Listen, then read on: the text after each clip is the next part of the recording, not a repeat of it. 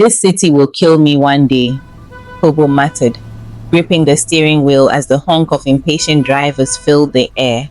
The sun bled orange over the Lagos skyline, and the humid air sat thick on his skin. His phone buzzed. Another notification from Conrad's school about overdue fees. Kobo exhaled sharply, rubbing his temple. How did it come to this? A voice cut through his thoughts. Driver, why have we stopped? Kobo blinked and glanced in the rearview mirror. His passenger, a sharply dressed man with AirPods tucked into his ears, barely looked up from his phone.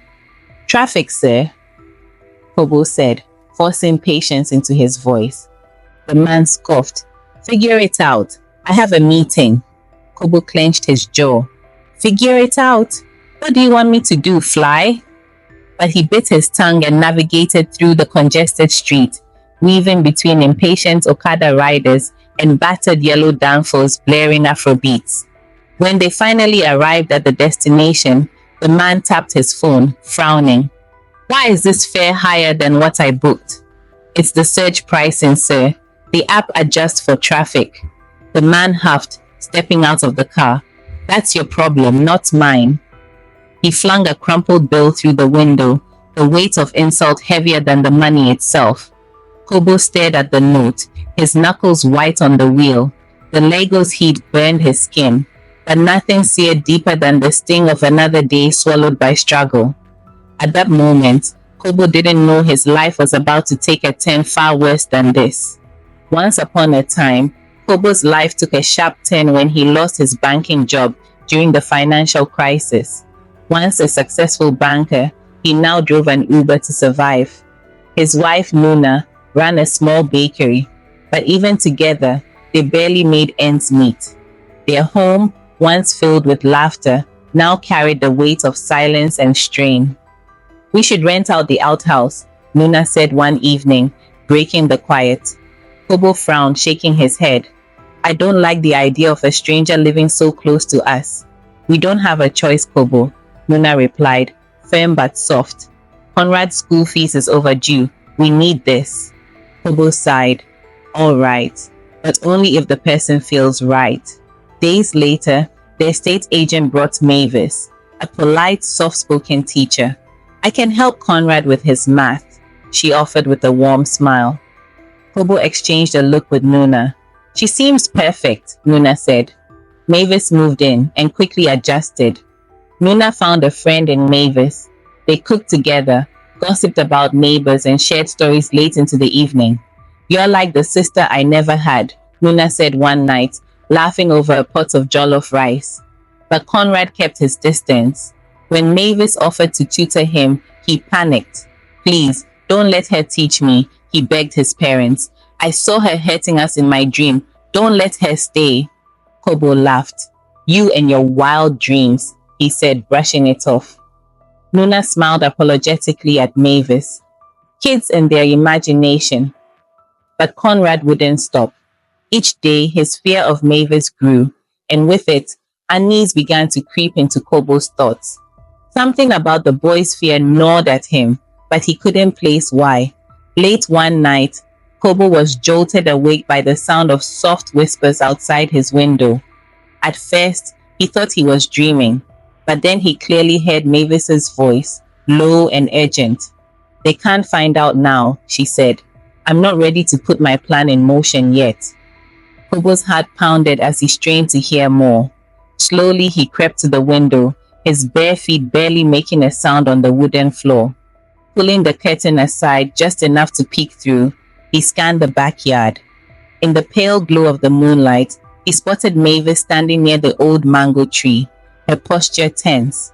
She was talking to a man cloaked in the shadow, his features obscured. Kobo squinted, his mind racing. Who is she talking to, and what plan is she talking about? He muttered under his breath. His hands shook as he reached for his phone, fumbling to open the camera. He needed proof, something to confirm the growing knot of fear in his gut and to show to Nuna. Slowly, he raised the phone, angling it toward the scene outside. But just as he pressed record, Mavis's head snapped toward the window. her eyes locking onto his with unnerving precision. Kobo gasped, stumbling back and nearly dropping his phone. His breath caught in his throat as Mavis's cold, piercing stare seemed to burn through the glass. That afternoon, Kobo sat on the couch, his eyes fixed on the outhouse as his thoughts spiraled. Who was this woman? What did she want from his family? The questions churned in his mind, each one more unsettling than the last. A loud knock at the front door shattered the silence, jolting him from his thoughts. His heart racing, Kobo hurried to open it. Standing there was the estate agent, his face pale and uneasy, clutching a crumpled piece of paper. Mr. Kobo, the agent stammered, his voice shaky. I can't keep this to myself anymore. It's been eating at me. Kobo's stomach sank as he studied the man's trembling hands. What are you talking about? It's about Mavis, the agent said, his voice barely above a whisper. Kobo felt his knees weaken. What do you mean? What about Mavis? The agent hesitated, glancing around nervously as though someone might be listening. She came to see me months ago. She was desperate, offered me a lot of money. She asked me to bring her here, to you. He paused, his guilt evident. I needed the money, so I agreed. At the time, I didn't think anything bad could come of it. But a few days ago, I saw this. The agent thrust the crumpled newspaper into Kobo's hands, his finger trembling as he pointed at an article. Kobo squinted, his heart pounding as he tried to focus on the words. It was a feature on an award-winning oncologist, celebrated as one of the best in Nigeria. The accompanying photo made Kobo's blood run cold.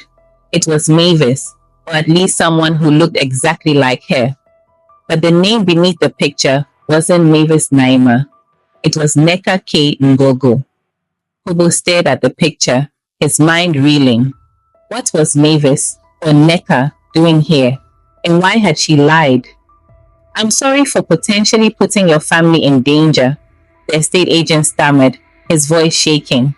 I didn't know. I don't even know if she's the same person or just a doppelganger. But wouldn't you say she looks exactly like her? And the way she paid me, so desperate.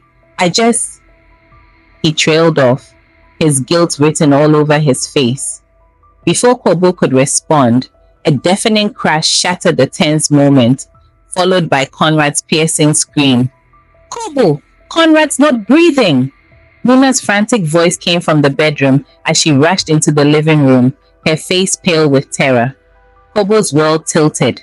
He bolted into the bedroom, his heart pounding. Conrad lay limp on the bed, his small body lifeless, his lips turning an alarming shade of blue. Beside him was a half-eaten box of cookies. Kobo snatched the box, staring at it in disbelief. Oh no, those are the cookies Mavis brought earlier for Conrad, Nuna said, her voice trembling. I gave it to him as a snack. Kobo whipped his head toward her, his voice rising in panic. Mavis brought these cookies. He clutched the box tightly, his voice breaking as he screamed, Call an ambulance, quick! At the hospital, the air was thick with tension as doctors worked tirelessly to save Conrad. Kobo paced the waiting room, his hands shaking, his thoughts racing. His son's life hung in the balance, and the gnawing suspicion that Mavis had something to do with it consumed him. Hours dragged by before the doctor finally emerged, his face heavy with grief. We tried everything to stabilize him, the doctor began, his tone grave. But unfortunately, we lost him. He had a severe allergic reaction. Do you know if he was exposed to anything unusual? Kobo's legs gave way as the weight of the words crashed over him. The box of cookies flashed in his mind, and his fists clenched tightly. His sorrow twisted into rage as he stood, his voice a broken growl. Mavis. The ride home was a heavy, suffocating silence. Muna's quiet sobs filled the car as she cradled her face in her hands, while Kobo's grip on the steering wheel tightened, his knuckles white. His mind raced with rage and anguish, the image of Conrad's lifeless body seared into his memory. As they neared the junction to their home, a thick plume of black smoke curled into the night sky, choking the air. "What's that?" Nuna whispered, her voice trembling. Kobo's stomach churned as they sped toward the source. Turning the corner, the sight that greeted them made Nuna scream in terror. Their house was ablaze, flames licking the dark sky, roaring like a beast unleashed. At the center of the chaos, standing at the entrance, was Mavis. She clutched an empty gallon of gasoline, her face disturbingly calm, a chilling smile stretched across her lips as she stared at the inferno. Kobo slammed on the brakes and jumped out of the car, running toward her. He grabbed her shoulders, shaking her violently. "What is wrong with you? You killed my son, and now this? Why?" For a moment, Mavis looked dazed, as though she'd been pulled out of a trance. Then, slowly, her gaze met Kobo's, her eyes dark and hollow. Suddenly, she began to laugh, a sound so hysterical, so broken, it made Nuna shudder. "You have the audacity to ask me that question?" Mavis hissed, her voice dripping with venom. She yanked herself free from Kobo's grip and took a step back, her laughter fading into a chilling calm. "Take a good look at me. Don't you remember me? 15 years ago, in a small village in Abra State, there was a young National Service personnel, one who took advantage of a 10-year-old girl he was tutoring." Kobo's face turned ashen as her words sliced through the night. "Do you remember now?" Mavis pressed, her voice rising with each word.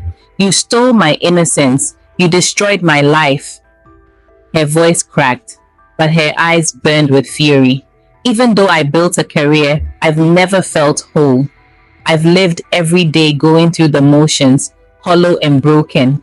I came here to expose you and to punish you." Kobo's knees buckled, his breath hitched as he whispered, "Kemi?" "Yes," Mavis snarled, her voice trembling with rage. "Kemi, the little girl you defiled. Now, ask me again why I did what I did." Kobo collapsed to the ground, his face buried in his hands as tears poured freely. I'm sorry," he choked, his voice barely audible. "I was young. I was stupid. I've regretted it every single day of my life. But Conrad, my son, he didn't deserve this." Mavis leaned closer, her face inches from his, her voice cold and unyielding. "The evil that men do lives after them. Remember this, hell has no fury like a woman scorned. You don't get to choose how revenge is served. You took something from me, Kobo, so I took something from you." Nuna, frozen in place, stared at them in horror. Her husband knelt on the ground, broken and sobbing, while Mavis stood over him, her vengeance complete. The flames roared behind her, consuming their home and leaving nothing but ash in its wake. Months later, the weight of justice fell heavy on Kobo as he stood before the court, his face etched with regret and shame, as the judge handed down his sentence. He was led away in handcuffs, the weight of his past sins now exposed to the world. Mavis, consumed by the pain and rage that had fueled her revenge, could no longer hold on to reality. Her mind fractured, and she was admitted to a psychiatric ward where she spent the rest of her days. Nuna, left to pick up the pieces of a life shattered beyond repair. She couldn't bear the shame, disappointment, and grief that hung over her like a dark cloud. The loss of her son, the betrayal of her husband, and the nightmare they had lived through were too much to endure. Quietly, she filed for divorce and left, moving far away from the memories and the scars, determined to start anew, alone. The moral lesson is the past never stays buried. Our actions have consequences, and unacknowledged guilt can return when we least expect it, shaping the future in ways we cannot control. Kobo's reluctance to heed his son's warnings, the estate agent's choice to remain silent, and Mavis's hidden agenda all set the stage for an irreversible tragedy. This story serves as a stark reminder that ignoring the weight of past decisions can lead to devastating consequences. Whether through deception, guilt, or indifference, The truth will always find a way to surface, and when it does, it may be too late to undo the damage. Hi fam, click the link on the right to dive into yet another captivating tale. Don't forget to subscribe and hit the notification button. Until next time, it's bye from us at Apenthene African Stories.